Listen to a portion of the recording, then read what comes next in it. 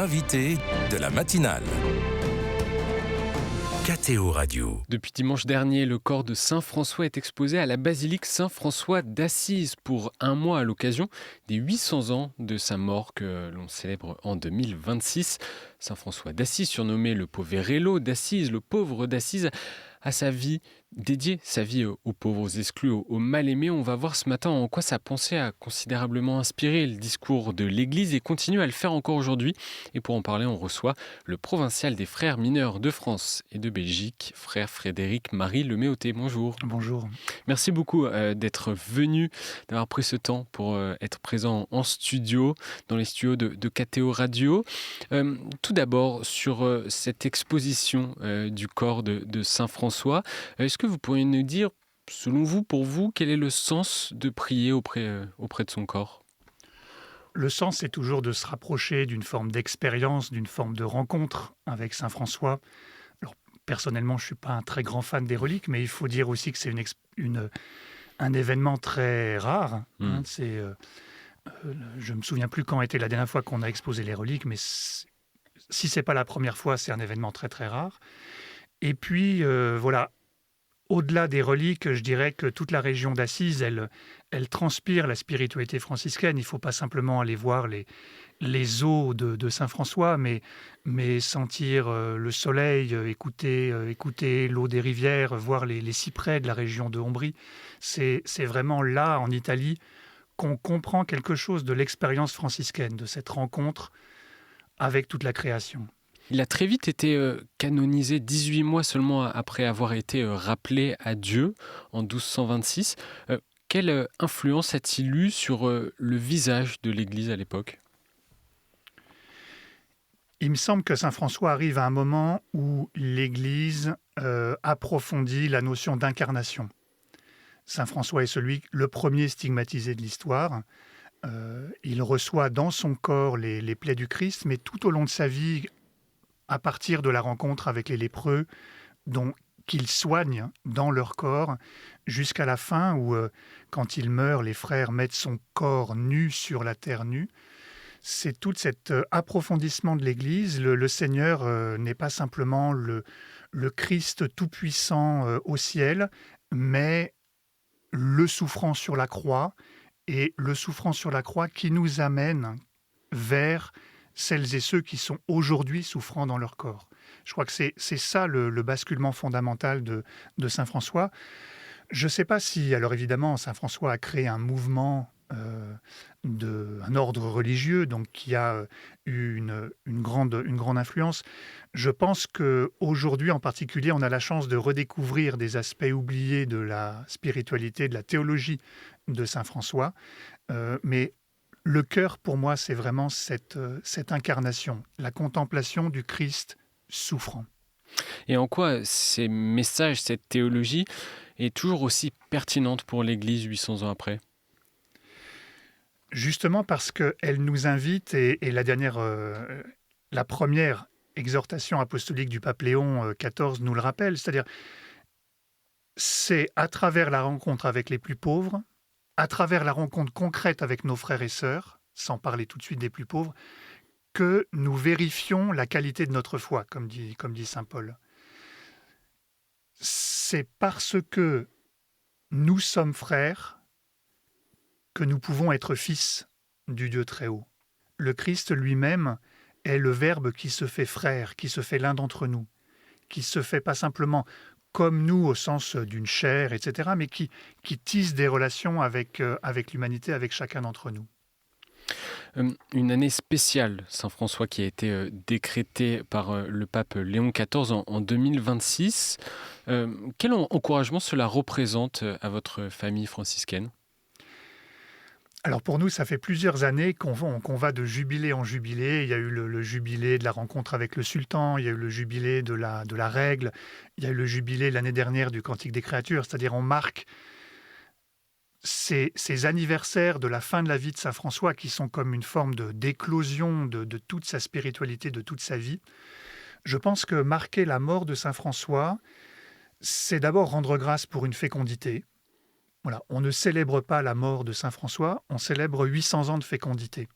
800 ans de frères et de sœurs, de religieux, de laïcs, de célibataires, de personnes mariées, etc., qui ont essayé d'incarner quelque chose de son intuition dans leur propre vie. Et pour moi, célébrer le jubilé des 800 ans de la mort de Saint François, c'est d'abord donc rendre grâce pour cet anniversaire et cette fécondité. Et puis je dirais, il y a un autre aspect. Saint François, dans le Cantique des créatures, loue le Très-Haut par « Sœur notre mort corporelle ». Alors ça, c'est quelque chose de très étonnant. Louer le Seigneur par la mort. Et je crois que là, il y a quelque chose à approfondir pour chacun d'entre nous. Comment nous accueillons, comment nous préparons ce moment extraordinaire, ce moment intime qu'est notre mort, ce moment très personnel, non pas dans une forme de morbidité, mais comme quelque chose qui donne plus de saveur à la vie, plus de goût à la vie. Et puis, comment nous cheminons chacun sur ce chemin qui nous conduira tous, encore une fois, vers l'accueil de Sœur la mort corporelle, notre mort corporelle, comme un chemin de réconciliation, comme un chemin d'apaisement, comme un chemin de rencontre avec nous-mêmes, avec le Seigneur et avec les autres, encore une fois, dans une forme de réconciliation. Il y a des indulgences plénières qui seront accordées à tous les hommes, toutes les femmes qui observent la règle de Saint François ou s'inspirent de sa spiritualité ou perpétuent son charisme, mais aussi à toutes les personnes malades et à ceux qui les accompagnent, qui les soignent. Ça va dans le sens aussi des recommandations de Saint François qui appelait partout à faire pénitence. Alors non seulement il appelait partout à faire pénitence, mais il y a un épisode qu'on appelle le pardon d'Assise. Saint François fait une homélie le 2 août et dans son homélie, il dit « Je veux tous les envoyer au paradis ». J'ai longtemps eu du mal, et je ne sais pas si je les comprends très bien, à comprendre les indulgences, mais cette facilité avec laquelle la grâce du Seigneur s'offre à chacun d'entre nous. Je crois que ça aussi, c'est quelque chose de la spiritualité franciscaine. Évidemment qu'on a à faire des efforts, évidemment, on commence le carême, évidemment que nous devons nous convertir.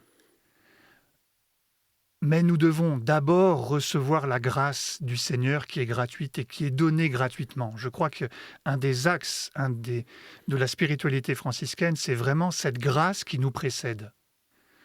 Notre effort de conversion, il n'est pas d'abord un effort de carême. Je me prive de ceci, je me prive de cela. Il est d'abord l'accueil d'une grâce qui nous précède et qui transforme fondamentalement nos histoires, qui transfigure toutes nos histoires.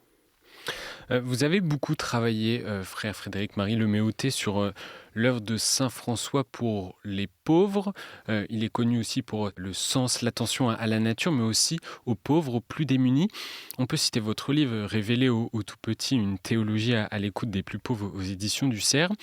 À quoi nous invite à réfléchir les pauvretés, en quoi elles sont un lieu de profonde réflexion spirituelle?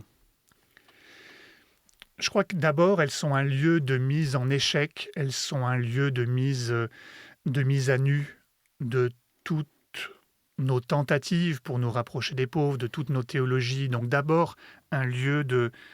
la pauvreté est d'abord un lieu d'épreuve, de mise à l'épreuve. Je prends cet exemple souvent du baiser au lépreux. Saint François embrasse le lépreux, ce qui est un très beau geste. Mais en même temps, qui est-ce qui devient saint après ce geste-là? C'est Saint François. Que devient le lépreux? Eh bien, personne n'en sait rien. Comment nos gestes de charité ne font pas disparaître les pauvres? Je ne sais pas si vous percevez le scandale. C'est-à-dire, est-ce que la charité nous permet d'aider vraiment les gens, de nous mettre à leur écoute et de les aimer, de devenir leurs compagnons, de participer à leur lutte? Ou est-ce qu'au contraire, nos actes de charité ne font que les étouffer et les invisibiliser? Mais comment discerner entre ces deux réflexions? Alors, voilà, pour moi, la manière dont j'ai solutionné ce dilemme, c'est de me mettre à l'écoute de leurs paroles.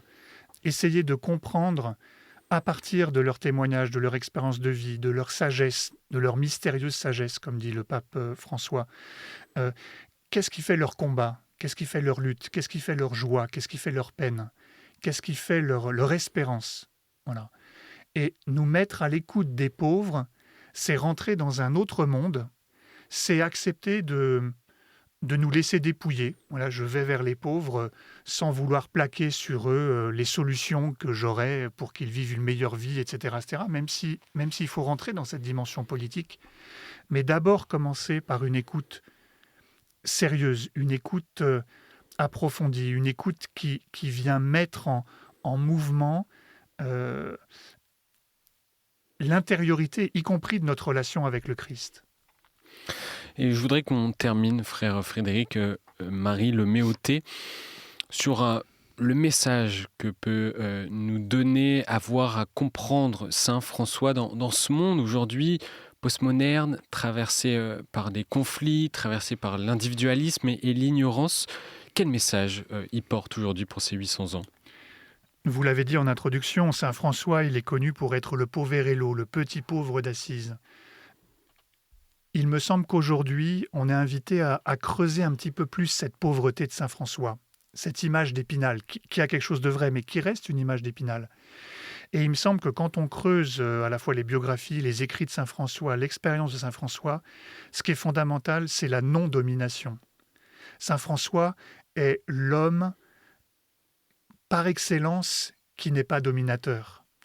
L'homme par excellence qui a vécu le lavement des pieds jusqu'au bout, je dirais. C'est-à-dire, comment est-ce que, c'est ce que veut dire notre caractéristique, le qualificatif de frère mineur, comment est-ce que nous allons vers les autres, non pas comme des concurrents, parce que nous aurions une meilleure théologie, parce que nous aurions une meilleure je ne sais pas quoi, mais par le bas.